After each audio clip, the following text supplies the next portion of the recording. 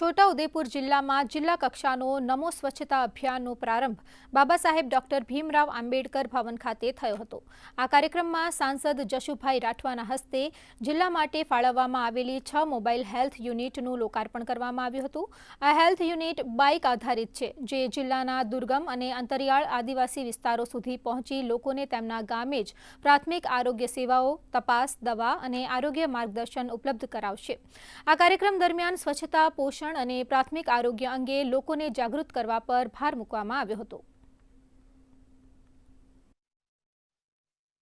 આજે સમગ્ર ગુજરાતની અંદર નમો સ્વચ્છતા અભિયાન અને સાથે જ અમૃતપાન અભિયાન યોજાયું છે, ત્યારે એના ભાગરૂપે છોટાઉદેપુરની અંદર પણ આ કાર્યક્રમ કરવામાં આવ્યો અને સાથે જ છોટાઉદેપુર જિલ્લાની અંદર ઊંડાણના વિસ્તારમાં મેડિકલ સારવાર મળે એ હેતુસર હેલ્થ યુનિટ બાઇકનું જે લોકાર્પણ કરવામાં આવ્યું।